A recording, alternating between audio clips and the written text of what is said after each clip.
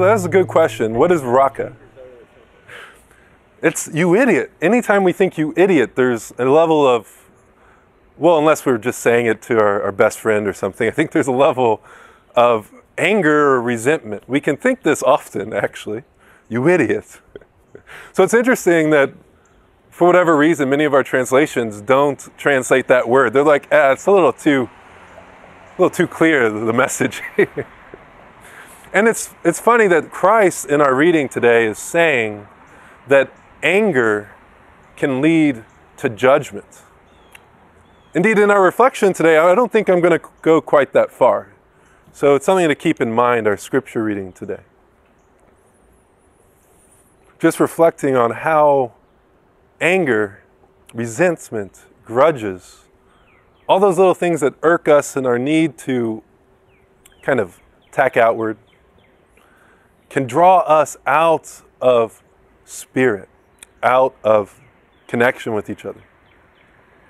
Indeed, often we have some sense of how things are supposed to go, and I think sometimes it's good to act, to fix something. But often, really, that need to fix something or kind of manage children, let's say. The children who come here, we like to have them as free as possible. We offer them things to play with inside. They can run around here. But often in churches or places of worship, that's not necessarily true. And we may ourselves sometimes feel that urge. And sometimes it's right to correct and ask of something. But indeed, often it just comes from this place of irksome. It's irksome to us. And we think we have to change that irksomeness outwardly instead of looking at maybe where it's coming from, looking at maybe our habitual addiction to it. We'll have time for discussion after. The only reason I say that is because our folks online won't be able to hear you. But if you don't mind keeping that. How about in a few minutes? Okay, great. And so many things can feel irksome. Indeed, the day can feel irksome at times. And as was mentioned earlier, often we lose touch with the ancient practices, the indigenous practices. Indeed, our reading today from Micah was an indigenous reading, you could say, of the indigenous Hebrew people, the Jewish people. Nomads, it seems, often, but not always. The ancient practices that teach us how to let go. Indeed, Christ, I think, spoke towards these as well.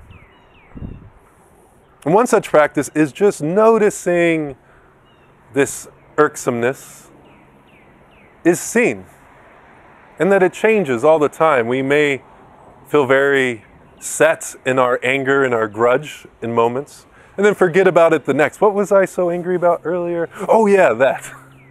As if we want to be angry. Indeed, most anger issues have to do with returning to anger, not the need to dispel all anger, never be angry. That's not what we're saying here. But the habits of holding anger, returning to that story we've told ourselves that for whatever reason bothers our identity, our egocentrism, our idea of what's proper. And sometimes that anger is coming from a very natural place due to someone truly hurting us, truly doing something very cruel. And I can't say that anger is all bad. Indeed, there's a place even for our addictions at times because we learn from them, we grow from them. But it's those addictions that we seek to overcome today that Christ invites us to let go of, including anger, as well as many other things. We may have our pet feelings in our pocket. It's not important to dispel happiness every time you have happiness or anything like that. But sometimes we're so caught up in the box of what we think it means to live that we hamper ourselves. We find ourselves constricted, not very comfortable.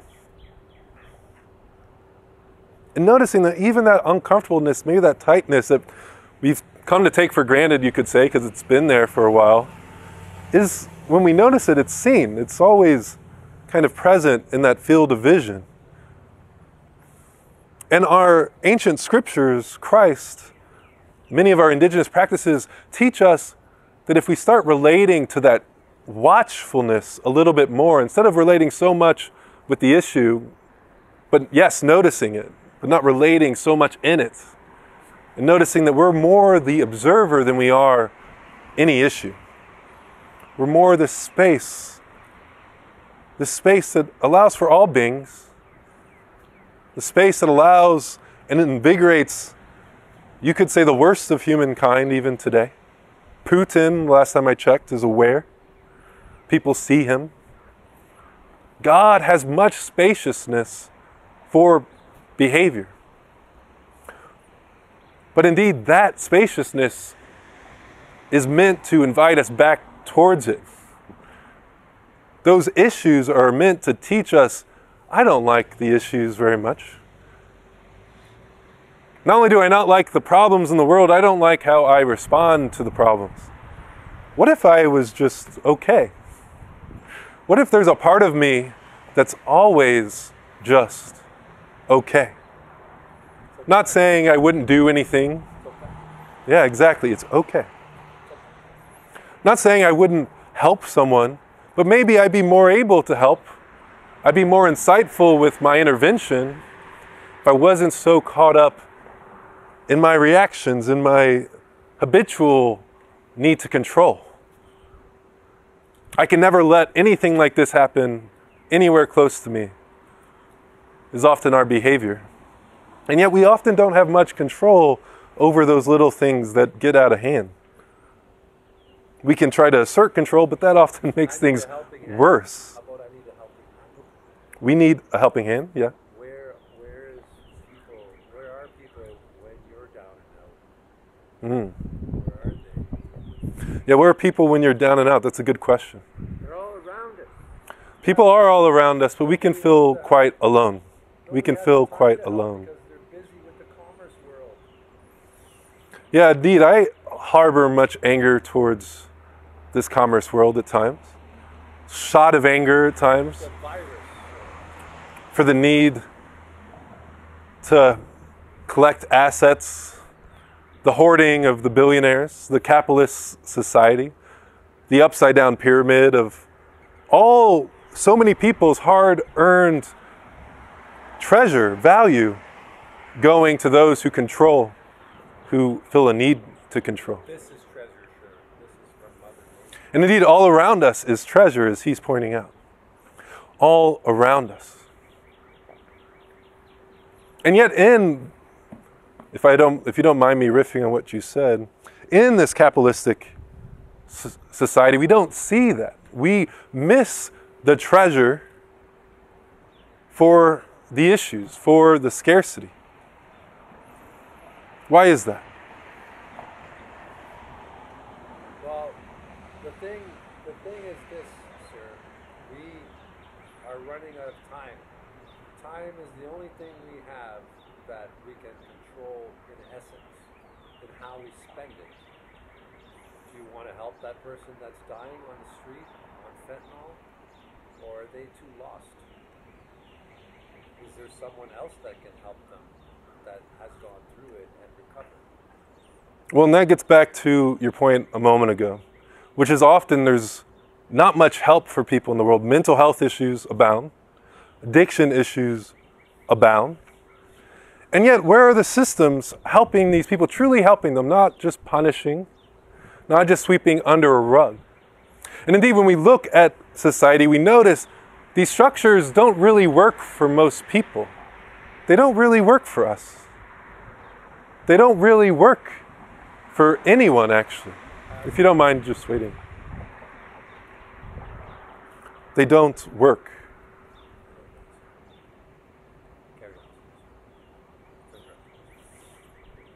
And so today, I think we have a very living call to reflect on all those limited structures that aren't working for us. We blame it on the outward thing often, but indeed the treasure is at hand. God didn't necessarily say, you must change society to find happiness. No, God said, heaven is within. And even when it feels like we have no one quite gets it. It's hard to explain our issues. People have their own issues. Even our closest friend, who may try to create space, may have a listening ear, can only do so much. Because ultimately, our issue starts within. Even our issue, that sense of deep discontent towards something catastrophic and seemingly worth anger, is often our own issue that we're handling, not that problem. I can't do much about Putin right here. But I still have to deal with myself, the anger, the sadness of the tragedy in Ukraine, and the tragedy around us with the need for encampments, and the abundance of this society, which is at its most abundance in history. And yet the value that each person has in this world, their ability to use that value to uplift their lives, is at one of its lowest, besides just natural level of living. And so today, I think it's actually quite a blessing that we're called to reflect on the things that bother us. We may have resentment towards our parents still. It's a hard thing to let go of, a resentment towards a parent. But what's funny is that when we grow up, we start to notice maybe deeper reasons for some of the behavior we used to hold so irksome. And perhaps if we looked even deeper towards maybe some of those things that we can't see past, we'd start to see how addiction runs in the family, how these troubles affect all of us, even when we try to push them away. You might even notice some of your parents' bad habits coming out in how you behave. And so forgiving them, you could say, may be part of it, forgiving. But also, I think maybe something that's not quite what we think of as forgiving. Maybe a type of transcending, just noticing the transcendent nature of consciousness, no matter the thought or situation. Noticing the spaciousness that allows for so many different thoughts and reactions, questioning of the reaction a moment ago, hearing, feeling, smelling, tasting, all at the same time, actually. This kind of spacious heart, this mindfulness that we have naturally, that we often lose sight of for the trees. Indeed, the ancient practices teach to notice that this spaciousness is connected directly with Father God, Mother God, Spirit. That although it sometimes calls on us to act, it most fundamentally points us to the thing that's always there, which is a natural peace. A natural peace.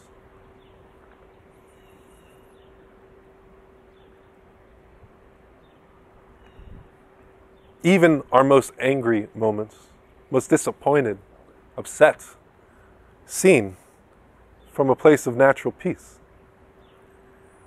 We're taught to identify in these emotions, even though we're coming from a place that shines light on them. We can even change our attention away from them. We're often taught to even identify with this body and our reputations, our histories, our situations. Again, projection. What is the thing seeing all this? That's the question that our sages ask. And Christ, with some pretty strong words today, maybe sometimes that's needed, right? Some strong words, a hard lesson, a challenge. He says we may be subject to judgment due to our anger. I think in a way he's speaking to the truth of what anger is. In our judgmentalness, in our reactivity, we're in the seat of judgment. We're feeling the wrath of judgment itself, not judgment towards us, but the act of holding that judgment. The act of holding that judgment. It's not for us. It's not for us.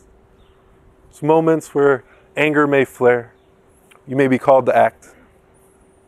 But we don't have to hold on to that anger. Now let's take a moment to just let everything go. Except for what we cannot let go. Life itself.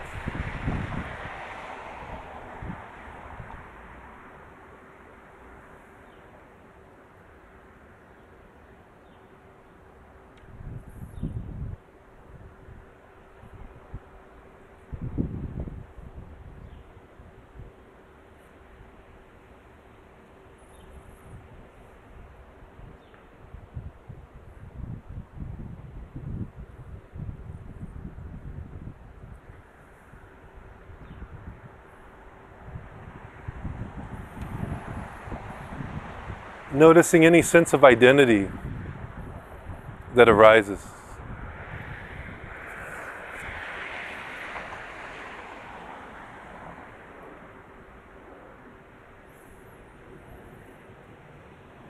The sages tell us turning to the I am within, the sense of I am, can help us notice this space. This is another practice that they teach. As Jehovah said, I am that I am. But as we notice this sense of I am within, we can notice identity also coupled with it often. But even that is seen from a deeper place of beingness, of I am.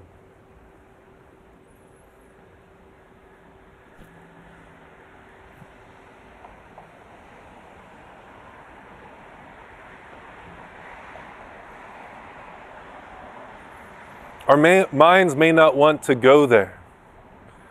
Indeed, our minds can't necessarily go there. The thinking mind can't. Because all the thinking mind does is seen. Who sees it? Is it distant from us? Is that source of peace, of love, distant?